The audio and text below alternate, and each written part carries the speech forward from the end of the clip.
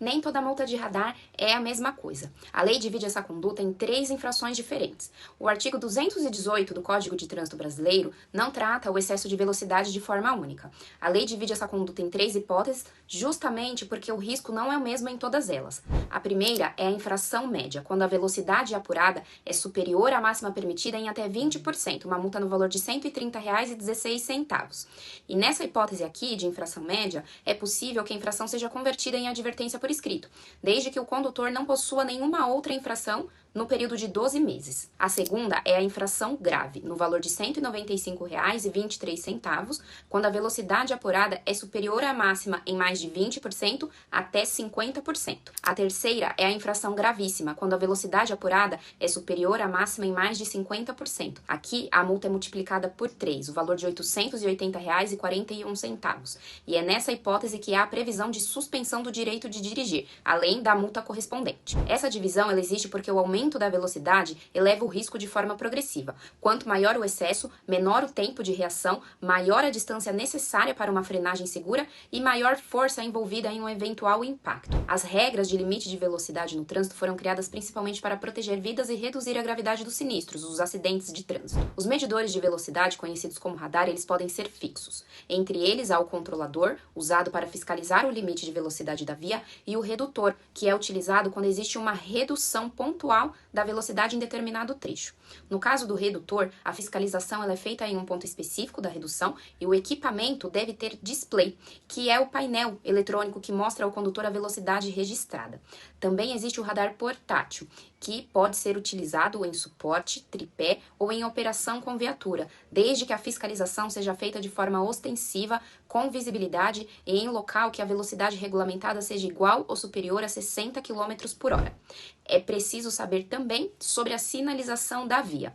Na fiscalização de velocidade, o limite da via precisa estar indicado pela placa R19, que é a placa de velocidade máxima permitida. E também existem regras sobre a posição dessa sinalização em relação ao ponto de fiscalização.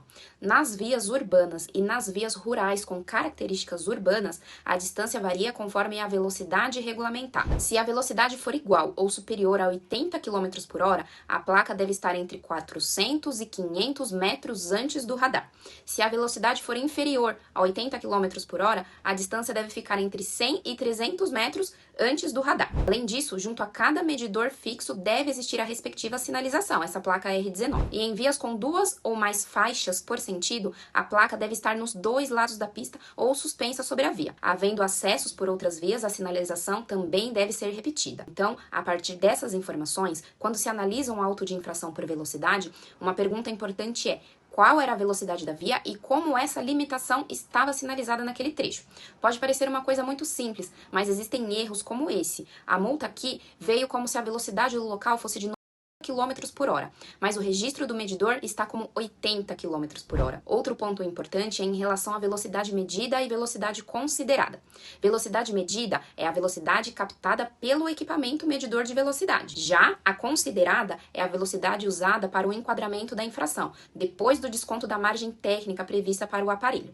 Na fiscalização de velocidade, até 100 km por hora, são descontados 7 km da velocidade medida. Acima de 100 km por hora, o desconto aplicado é de 7%. É por isso que a notificação normalmente apresenta 2 dados, a velocidade medida e a velocidade considerada. E é a velocidade considerada que define em qual inciso do artigo 218 a conduta será enquadrada. Se a via é de 60 km por hora e o equipamento registra 92 km por hora, a velocidade considerada será de 85 km por hora. Nesse caso, o excesso considerado é de 25 km por hora, o que coloca a conduta na faixa de mais de 20% até 50%. Também existe um ponto técnico que o condutor precisa observar. O equipamento medidor de velocidade deve estar com a verificação metrológica válida dentro do período de 12 meses. Esse dado ele é relevante porque a validade da autuação depende, entre outros requisitos, da regularidade do equipamento utilizado na fiscalização. Portanto, quando o motorista recebe uma notificação por velocidade, não deve se atentar somente para o valor da multa. Precisa verificar qual foi a velocidade medida, a considerada, em qual inciso do artigo 218 o caso foi enquadrado